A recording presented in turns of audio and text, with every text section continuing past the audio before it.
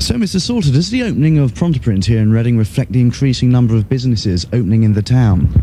There's no doubt about it. The local economy in Reading is booming, and I think we're very lucky to live in an area of the country that's doing so well.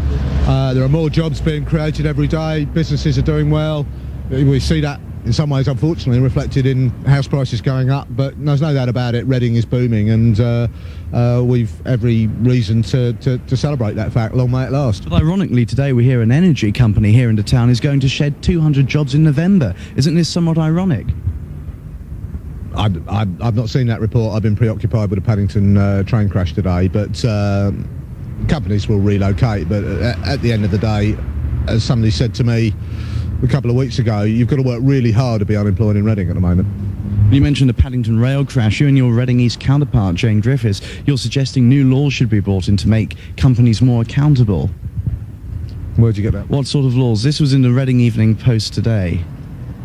You suggested they should be made more accountable. There should be some sort of authority overseeing what goes on. Oh, right, yes. Sorry, I just wanted to check that. Yes, no, Jane and I are strong supporters of a powerful strategic rail authority. I mean, we said prior to privatisation that privatising the railways would be a disaster. They would cut corners.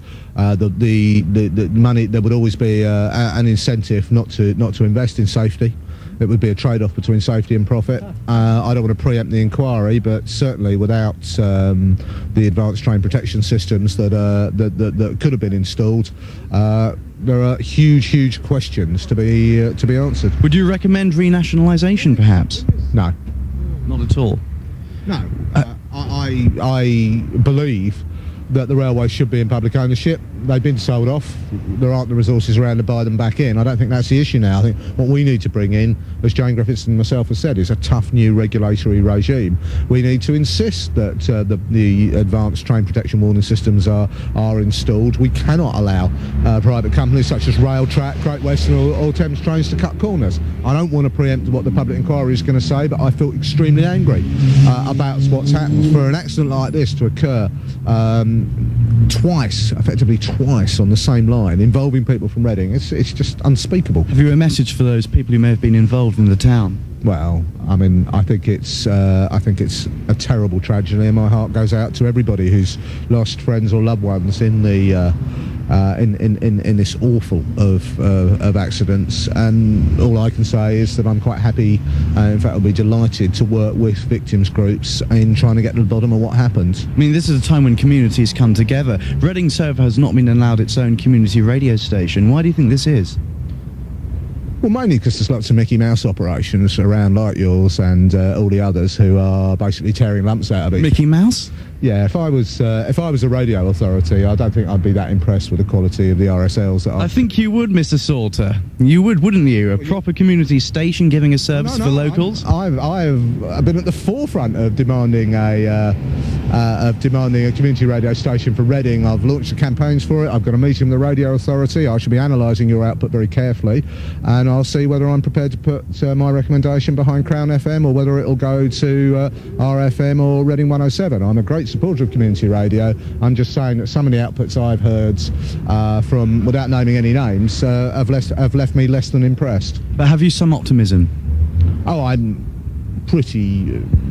I'm hopeful that the radio authority and the lobbying that we've done with the minister, the broadcasting minister Janet Anderson, will produce results, and that Reading will be put on the radio authority's list. But I want to make sure that it's a quality station. What I don't want to do is to swap one set of circumstances where we have a monopoly from the commercial radio station 210 FM for another monopoly situation from a station that says one thing on its franchise application and delivers another to the general public. And one more question. You're doing a show in about 2 weeks for us on a Sunday. What can we expect on your show?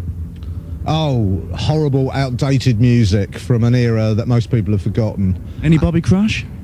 Bobby, is that some kind of drink?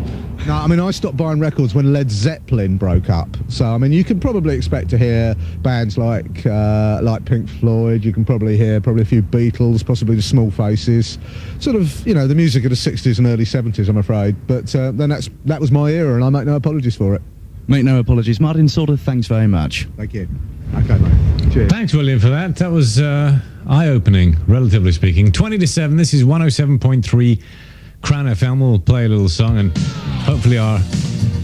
Can't describe us as... What was the description? What description? Tell me. Mickey Mouse? Mickey Mouse. Ask Mickey Mouse as if.